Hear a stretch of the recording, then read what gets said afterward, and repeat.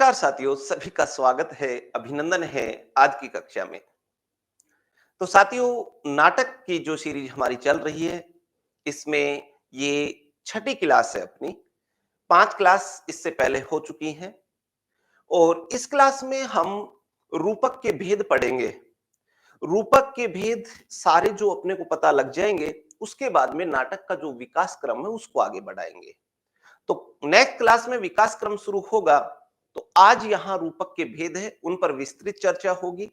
बहुत अच्छे प्रश्न है जो यहाँ से बनकर आते हैं, तो ध्यान से देखते हुए चलना है और समझते हुए चलना है। ठीक है ना? तो देखिए, सबसे पहले मैं आपको बता दूं कि धनंजय जो हैं, उन्होंने रूपक के 10 भेद किए हैं भाई। कितने किए हैं? 10, जो कि आपके सामने है, आप देख पा रहे हैं। तो जो रूपक है उसी में आता है नाटक। क्या आता है? नाटक। तो ये नाटक है, ये रूपक का ही एक भेद है।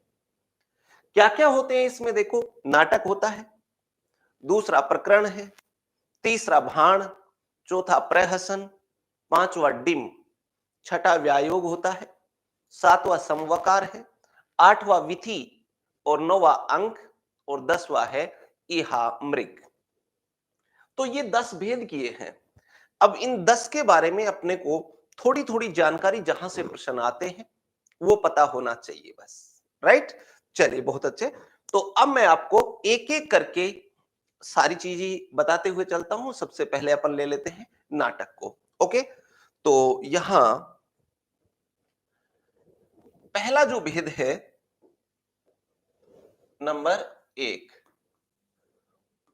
रूपक का पहला भेद कौन सा है? नाटक। नाटक ही हम पढ़ रहे हैं, तो इसमें अपने को क्या-क्या ध्यान रखना है वो देखो। भाई, नाटक जो है ना, इसका कथानक कैसा होना चाहिए? ये जो मुख्य बिंदु हैं, सीधे-सीधे पॉइंट टू पॉइंट प्रश्न आने वाले हैं, तो आपको पॉइंट टू पॉइंट ही याद रखने हैं।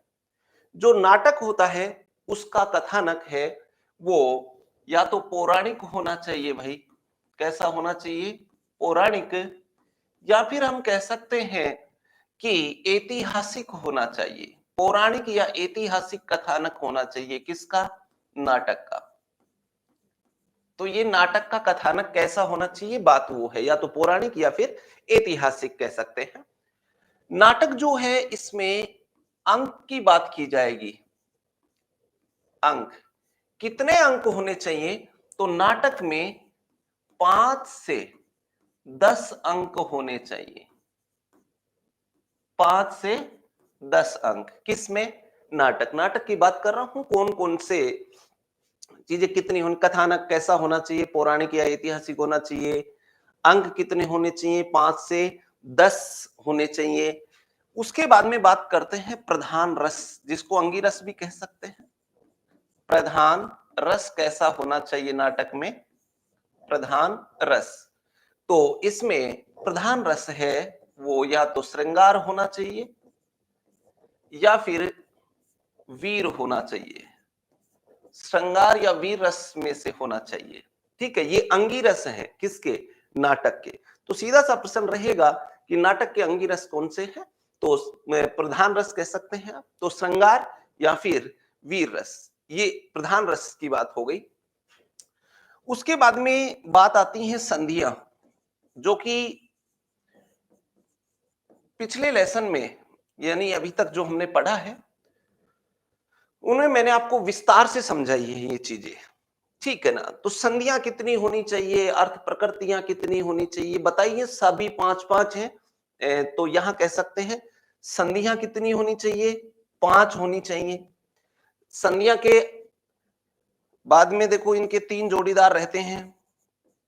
अर्थ प्रकृति के कितनी होनी चाहिए? अर्थ प्रकृतियां, अर्थ प्रकृतियां हैं वो भी 5 ही होती हैं। कार्य अवस्थाएं,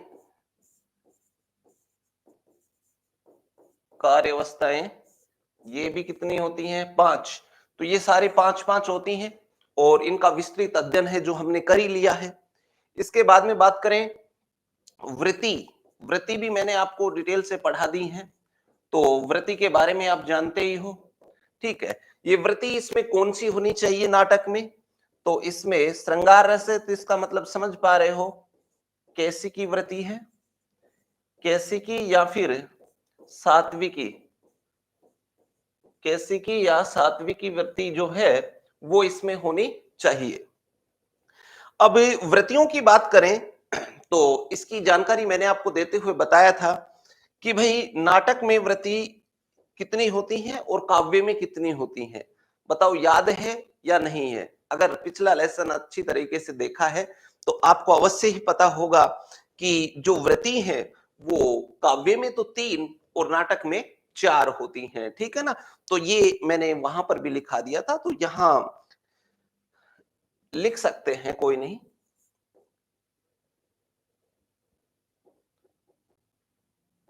यहां लिख देता हूं मैं, काव्य में वृत्तियां, काव्य में वृत्तियां कितनी होती हैं? 3 होती हैं। और नाटक में कितनी होती हैं? तो नाटक में वृत्तियां 4 होती हैं और इनका विस्तृत अध्ययन हम कर चुके हैं ऑलरेडी, तो इसलिए ज्यादा हेडक लेने की आवश्यकता नहीं है। ओके। और भाई नाटक में एक बात और ध्यान रख लेंगे, नायक कैसा होना चाहिए। तो नायक के भेद मैंने आपको इतने बताए थे उनमें से ध्यान रखना, धीरोदात्त नायक हो, धीर प्लस उदात्त, धीरोदात्त नायक, ठीक है, ये होना चाहिए। तो ये इतनी बातें हैं जो हमें ध्यान रखनी है, किससे? नाटक से। और यहां से सीधे सीधे पॉइंट टू पॉइंट प्रश्न है जो आपको मिलने वाले हैं। एक बार रिपीट करवा रहा हूं, ध्यान से देखिए जरा। नाटक में कथानक कैसा होता है, कैसा होना चाहिए? तो पौराणिक या ऐतिहासिक होना चाहिए। अंक कितने होने चाहिए? 5 से 10 अंक होने चाहिए। प्रधान रस कौन से होते हैं? तो नाटक में प्रधान रस श्रृंगार या वीर, संधि, अर्थ प्रकृति, कार्य अवस्थाएं, ये 5-5 हैं जिनका विस्तृत अध्ययन किया ही है हमने, ठीक है। वृत्ति है जो कौन सी होनी चाहिए नाटक में? तो केसिकी या सात्विकी वृत्ति होनी चाहिए। अगर कुल वृत्तियों की बात करें तो देखो काव्य में 3 होती हैं और नाटक में 4 होती हैं।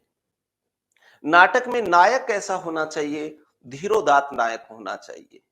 तो यहां से सीधा सीधा प्रश्न है जो आपको देखने को मिलेगा। तो ये था भाई पहला रूपक, जो कि कौन सा है? नाटक। ये इतनी सी बातें ध्यान रखनी है। चलिए इससे आगे बढ़ते हैं अब। नाटक के बाद में नंबर 2 लेते हैं, प्रकरण। दूसरा रहेगा प्रकरण। अब प्रकरण में सेम उसी तरह से अगर बात करें हम कि जो प्रकरण है इसमें कथानक कैसा होना चाहिए?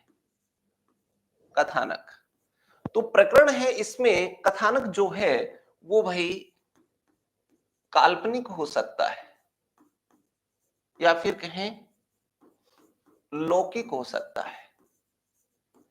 तो देखो कथानक में अंतर आ गया। तो प्रकरण जो है इसमें कथानक काल्पनिक या फिर लौकिक हो सकता है। इसके बाद में अंक की बात कर लेते हैं। प्रकरण में कितने अंक होने चाहिए? तो प्रकरण में भाई 10 अंक होने चाहिए। कितने होने चाहिए? 10 अंक हैं, ये होने चाहिए। प्रधान रस की बात करते हैं। प्रधान रस कौन सा होना चाहिए? तो जो प्रकरण है इसमें कल्पना पे आधारित है एक तरह से, तो श्रृंगार रस को ज्यादा महत्व दिया जाता है इसमें। श्रृंगारिक बातें, श्रृंगार, तो ये श्रृंगार रस हो जाएगा। प्रधान रस श्रृंगार होता है प्रकरण में। अच्छा भाई इसके बाद में बात कर लेते हैं नायक कैसा होना चाहिए। इसमें जो नायक है वो होना चाहिए धीर प्रशांत, धीर प्रशांत। ये नायक के भेद हैं जो मैंने आपको करवा रखे हैं पहले ही। और बात करें वृत्ति की, वृत्ति तो श्रृंगार रस है, तो यहां पर भी केसी की वृत्ति रहेगी, केसी की वृत्ति होती है। ये लो, बस ये इतनी सी बातें आपको प्रकरण से ध्यान रख लेनी है, ठीक है। तो प्रकरण में क्या क्या बातें ध्यान रखनी है? कथानक कैसा होगा? काल्पनिक, लौकिक, अंक 10, प्रधान रस श्रृंगार, नायक धीर प्रशांत और वृत्ति है वो कैसी की होनी चाहिए। तो अभी तक हमने नाटक और प्रकरण दो की बातें की हैं। चलिए, इसमें ज्यादा बातें नहीं होती हैं, नॉर्मल तौर पे ही ये कुछ बिंदु हैं जहां से प्रश्न आते हैं, वो सीधे सीधे याद रखने होते हैं। ठीक है, और ये जैसे अभ्यास करोगे, एक दो बार देखोगे ध्यान से, तो ये सारी बातें हैं, कंपैरिजन कर लेना इनका, है ना, और अपने हिसाब से कोई भी कीवर्ड है जो आपके आसपास से, वो उससे मैच कर लेना, जिससे कि आपको पता लग जाएगा और देखते याद आ जाएगा, हाँ भाई इसका मैच इससे है। तो ये थोड़ा तरीका रखा करो बस। चलिए, नंबर 3, तीसरे की बात करें तो वो होता है कौन सा भाई? भाण। भाण, अब भाण की अगर बात करें तो इसमें जो अंक है ना, अंक, वो एक ही होता है। कितना होता है? एक होता है। और बात करें पात्र की, पात्र, तो इसमें पात्र भी देखो एक ही होता है।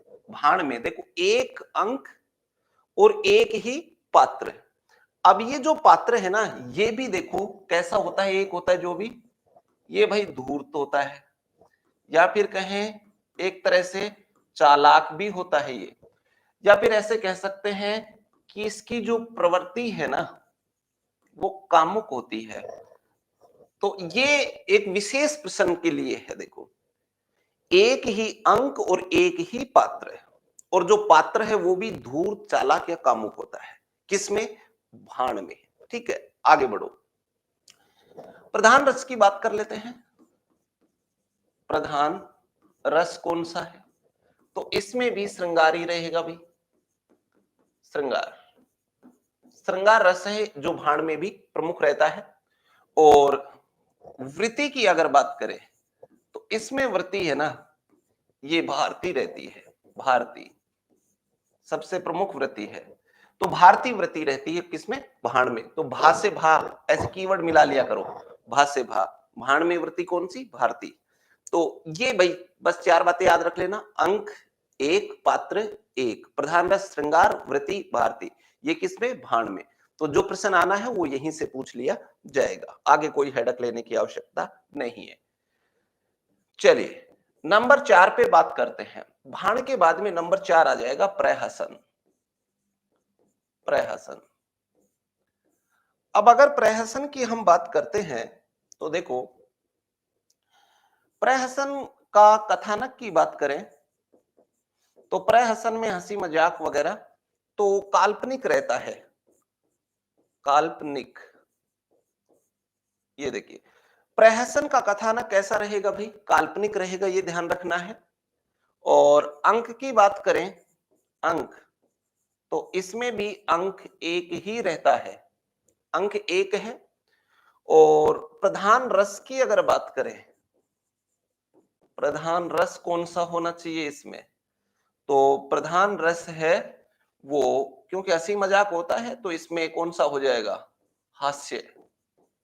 प्रहसन में हंसी मजाक तो हास्य रस होगा ये, है ना। और भाई एक बात कर लेते हैं नायक की। नायक कैसा होता है प्रहसन में? तो प्रहसन में नायक है ना, वो सेम उसी तरह से कहें धूर्त, चालाक या फिर कामुक प्रवृत्ति का। तो मतलब ये कहें कि ये और ये देख रहा है आपको, ये लगभग सेम ही है। एक जो नायक होता है वो धूर्त, चालाक, कामुक, इसमें भी नायक जो है वो कैसा? धूर्त, चालाक और कामुक होता है। तो भाई ये भाण है और ये प्रहसन है। तो इस तरह से अभी तक हमारे देखो 4 की बातें हुई हैं, और उम्मीद है चारों हैं ये क्लियर हो गए होंगे। एक दो बार रिपीट करना जरा अच्छे तरीके से। ये भी कब? जब ये सारे हो जाए ना 10, पहले तो 10 को पढ़ना है एक बार, उसके बाद में फिर कंपैरिजन करना है दोबारा से। तो ये दोबारा से जब आप पढ़ोगे ना, तब आपको कंपैरिजन में ये सारी चीजें कवर होंगी।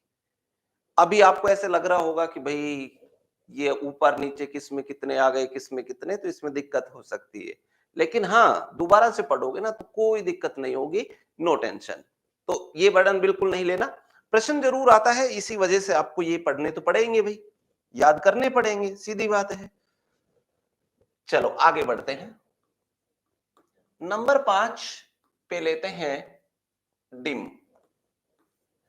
अब ये जो डिम है इसमें क्या होता है देखो, डिम है, इसके कथानक की बात करें तो इसका कथानक है ये ऐतिहासिक, ऐतिहासिक या फिर कहें पौराणिक होता है। डिम में भी जो कथानक होता है ना, ऐतिहासिक होता है जिसका संबंध इतिहास से है ना, तो ऐतिहासिक पौराणिक। दूसरी बात कर लेते हैं अंक की, तो इसमें जो अंक हैं वो कितने होते हैं? 4। डिम जो है इसमें अंक कितने होते हैं? 4 अंक होते हैं, ध्यान रखें। नेक्स्ट बात करते हैं नायक कैसा होता है, तो नायक जो है धीरोदत्त होता है इसमें, धीरोदत्त टाइप का नायक होगा इसमें, धीर प्लस उद्धत है ना, तो जो कैसा होता है एक तरह से अभिमानी होता है, अभिमानी कह सकते हैं, तो इस तरह का नायक होता है इसमें। और भाई बात कर लेते हैं रस की, रस कौन सा होता है डिम में, तो हास्य श्रृंगार को छोड़कर, हास्य को छोड़ दो, श्रृंगार को छोड़ दो, बाकी कोई सा भी हो सकता है। तो रस है वो रहता है हास्य व श्रृंगार, रस को छोड़कर, हास्य व श्रृंगार रस को छोड़कर, मतलब इनको छोड़कर कोई सा भी रस हो सकता है, ठीक है। तो हास्य को और श्रृंगार को छोड़ना पड़ता है, वो नहीं होने चाहिए किसमें? डिम में, ये ध्यान रखना, बाकी कोई भी हो सकता है। अच्छा भाई, इसमें अगर बात कर लूं मैं संधि की, संधि से भी प्रश्न रहता है। अब संधि इसमें कौन सी रहती है?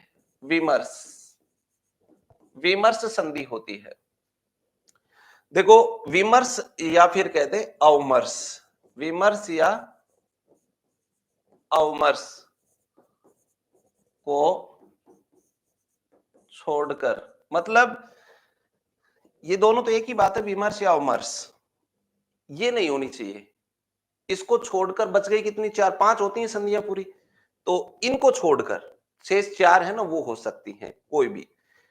और भाई संधि के बाद में वृत्ति की बात करते हैं, वृत्ति कौन सी होनी चाहिए? तो सात्विकी या फिर आर्भटी, सात्विकी या आर्भटी, आर्भटियोदा वीरस में होती है जो, तो ये इस तरह से वृत्तियां होनी चाहिए। तो अब ये मैं आपको विस्तृत इसलिए नहीं बता रहा हूं कि भाई अपन पहले पढ़ चुके हैं इसके बारे में, है ना, पूरा एक विस्तृत लेसन लिया है, आपको सारी वृत्तियां बताई हैं किस तरह से होती हैं, ठीक है, नायक के भेद भी सारे करा रखे हैं, तो ये संधि वगैरह हैं, कार्य प्रवृत्ति अवस्थाएं ये भी सारी करवा रखी हैं। तो अब इसमें आपको दिक्कत नहीं होनी चाहिए, क्योंकि पिछले लेसन अगर पढ़ चुके अच्छे तरीके से तो यहाँ पर अपने आप ही कवर हो जाएगा। तो डिम में कौन कौन सी बातें ध्यान रखनी है? कथानक ऐतिहासिक या पौराणिक होना चाहिए, अंक 4, नायक धीरोदत्त उद्धत टाइप का, है ना, अभिमानी कह सकते हैं, रस हास्य को और श्रृंगार को छोड़कर बाकी के बचे ना उनमें से कोई सा भी हो सकता है। संधि कौन सी होनी चाहिए?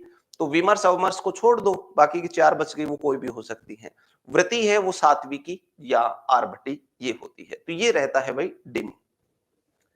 चलो डिम के बाद में आगे बढ़ते हैं, 5 हो गए डिम।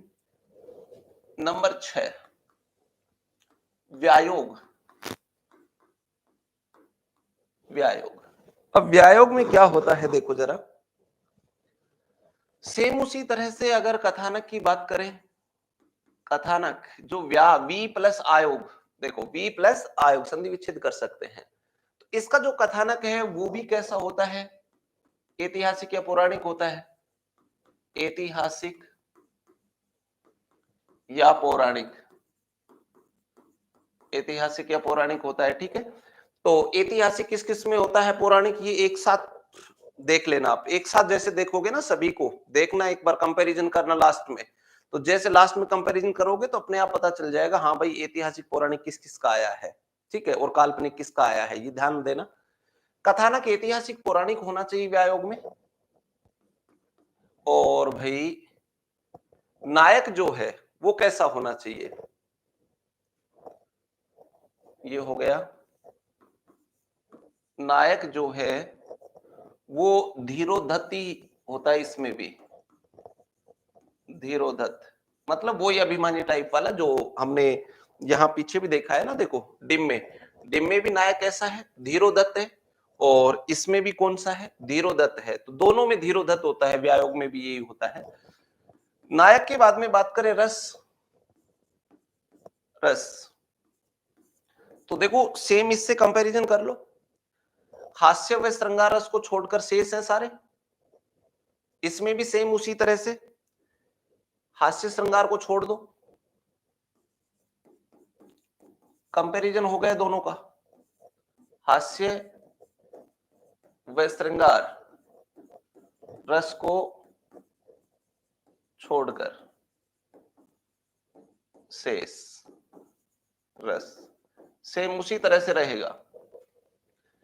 अच्छा, इसमें अंक की बात करें, व्यायोग में अंक तो एक ही अंक रहता है भाई इसमें भी। और वृत्ति की बात कर लें तो वृत्ति है जो वो ही सेम उसी तरह से सात्विकी कह दो या आरभटी कह दो। ये अलग अलग है वैसे तो, सात्विकी या आरभटी में से होनी चाहिए, मतलब दोनों में से एक होनी चाहिए कोई सी। लेकिन यहां पर हमें ये बातें ध्यान रखनी चाहिए जो कि मैं नोट डाल के लिख रहा हूं। पहली बात तो क्या है, स्त्री पात्र नहीं होते एक तो किसमें? व्यायोग में। तो ये बड़ी बात ध्यान रखनी है। तो मैं लिख देता हूं, इसमें स्त्री पात्र नहीं होते। ठीक है ना, स्त्री पात्र है ना वो नहीं होते हैं इसमें एक तो। और दूसरी बात, इसमें एक दिन की घटना का वर्णन होता है,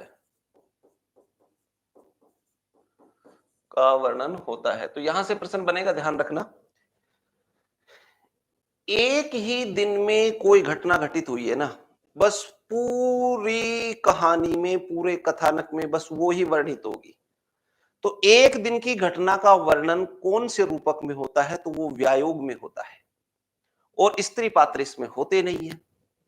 ऐतिहासिक पौराणिक कथानक होता है, धीरोदत्त नायक होता है, हास्य श्रृंगार रस को छोड़कर ये रस अंक एक, वृत्ति है सात्विकी या आरबटी हो जाएगी। चलिए, तो ये दो बातें हैं ना, ये इसमें अपने को थोड़ा सा विशेष ध्यान दे लेना है। इसके बाद में 6 हो गए ना, हाँ, 7वां समवकार।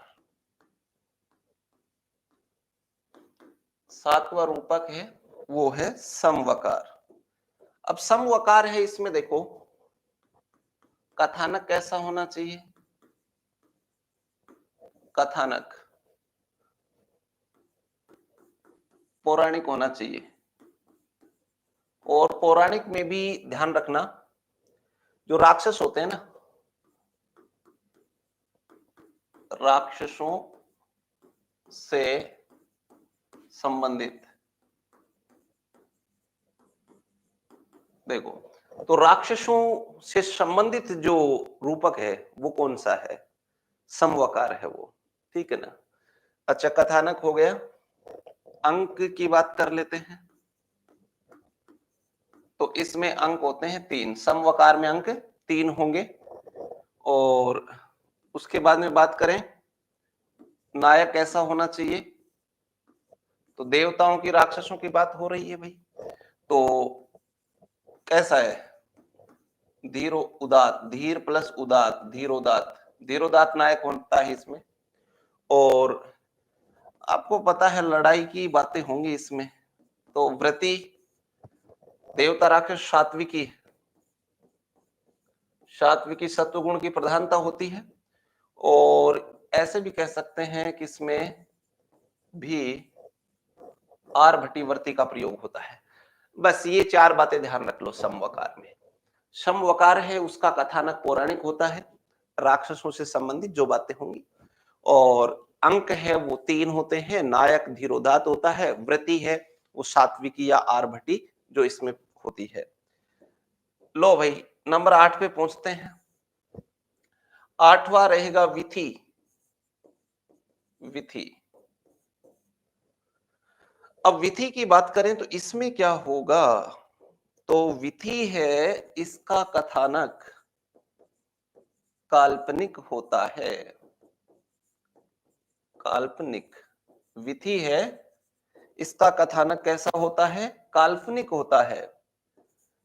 इसका नायक है ना विथि में, वो श्रृंगार प्रिय होता है। श्रृंगार अच्छा लगता है उसे, श्रृंगार प्रिय नायक होता है। अगर बात करें विथि में अंक कितने होते हैं, तो एक ही अंक होता है। और वृत्ति की अगर बात कर ले तो देखो श्रृंगार प्रिय है, तो इसलिए कैसी की वृत्ति रहेगी। ये बस ये विथि की 4 बातें ये ध्यान रखनी है।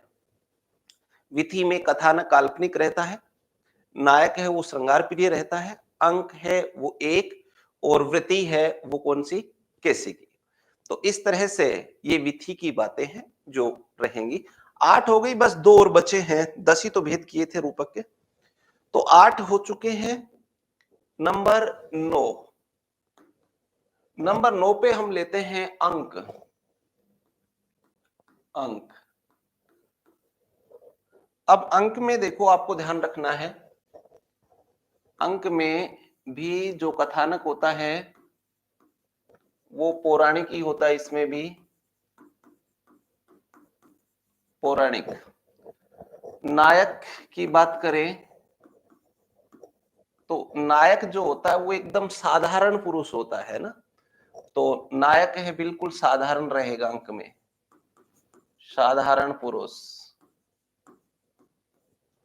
तीसरी अगर बात करें रस, तो अंक है ना इसमें करुण रस होता है, करुण रस। अब करुण रस है ना, ये क्यों होता है? क्योंकि वहां दया की याचना की जाती है, स्त्री विलाप होता है इसमें, ठीक है ना। तो स्त्री विलाप किस में होता है? अंक में होता है। तो रस करुण हो जाएगा, क्योंकि इसमें मैं ऐसे लिख सकता हूं, यही लिख दिया लास्ट में, देखो स्त्री विलाप आवश्यक। तो जहां स्त्री विलाप होता है वहां अंक, रूपक का भेद होता है अंक। और जहां विलाप वगैरह ये सारी चीजें हो रही हैं, तो वृत्ति कौन सी हो जाएगी? तो वृत्ति हो जाएगी सात्विकी। सात्विकी वृत्ति हो जाएगी। बस ये अंक में ध्यान रख लेना है, ठीक है ना। तो इतना सा रहेगा जो अंक।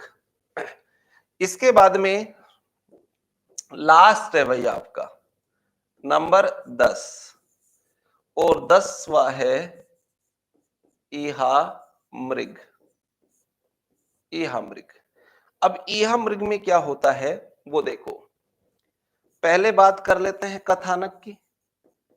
ईहा मृग है, उसमें जो कथानक है ना, ये एक में आया। ईहा मृग में कथानक मिश्रित होता है। कैसा होता है? मिश्रित। मतलब काल्पनिक भी हो सकता है, ऐतिहासिक पौराणिक, दोनों का मिश्रण होता है, मतलब ठीक है ना। तो कथानक कैसा हो गया? मिश्रित। काल्पनिक भी हो सकता है और जो पौराणिक ऐतिहासिक है वो भी, मतलब दोनों का मिक्स। कुछ बातें काल्पनिक तो कुछ बातें ऐतिहासिक, तो दोनों का मिश्रण कर दिया जाता है। वो किस में होता है? ईहा मृग में होता है। अब इसमें होता क्या है, मेन रूप से वो समझ लो। ईहा मृग, इसमें जो विलेन होता है ना, जिसको हम प्रतिनायक या फिर खलनायक कह सकते हैं, वो नायिका के प्रति आसक्ति दिखाता है। अब नायिका के प्रति आसक्ता किस नायक नहीं, प्रतिनायक खलनायक दिखाता है। नायिका को प्राप्त करना चाहता है वो। अब दूसरी तरफ वो उसका मतलब हरण वगैरह कर लेगा। नायक है वो नायिका को किसकी तरह, हिरण जो होता है ना, हरिणी बोल सकते हैं अपन, की तरह खोजता है। तो इसी वजह से ईहा मृग, ई यानी इच्छा, और मृग, मृग की जो इच्छा होती है ना, ऐसे भागता फिरता है, ढूंढता है उसे, तब नाम पड़ा है ईहा मृग। तो यहां पर हम ऐसे कह सकते हैं, देखो ये बिंदु मैं बना लेता हूं यहां, प्रतिनायक, प्रतिनायक द्वारा नायिका, प्रतिनायक द्वारा नायिका के प्रति आसक्ति दिखाई जाती है इसमें भाई, ठीक है। तो प्रतिनायक द्वारा नायिका के प्रति आसक्ति दिखाई जाती है। दूसरी बात देख लेते हैं, नायक है ना, वो भाई नायिका को, नायक नायिका को हरिणी, हरिण होता है ना, तो हरिण से जेंडर अपोजिट, हरिणी की तरह खोजता है, खोजता है। नायक नायिका को हरिणी की तरह खोजता है, इसी वजह से नाम पड़ा है ईहा मृग, ठीक है, ये हो गई। और एक भाई अंक की बात कर लेते हैं लास्ट, तो अंक कितने होंगे? 4, 4 अंक होते हैं, ठीक है। बस ये ईहा मृग है। तो इस तरह से ये रूपक के 10 भेद किए हैं। किसने किए हैं? धनंजय ने किए हैं, ठीक है ना। अब ये 10 मैंने आपको बता दिया किस तरह के प्रश्न हैं जो आ सकते हैं और क्या-क्या बातें आपको ध्यान रखनी है। ज्यादा बर्डन तो बिल्कुल लेना नहीं है, नॉर्मली पढ़ना है, ज्यादा बड़ा लेसन नहीं रहा है। हाँ, कंपैरिजन आपको जरूर करके देखना है, और ये कंपैरिजन आप खुद करोगे ना, तब जाकर के ही आपके माइंड में सेट होगा। तो कंपैरिजन करने की कोशिश करना, और बाकी अपने आप ही हो जाएगा। करत करत अभ्यास के जड़मति होती सुजान, ठीक है। तो आज इतना ही रखते हैं, और नाटक का जो विकास क्रम है वो हम नेक्स्ट लेसन से शुरू करेंगे। ओके, तो धन्यवाद, लगे रहिए, व्यस्त रहिए, मस्त रहिए, स्वस्थ रहिए। मिलते हैं नेक्स्ट क्लास में।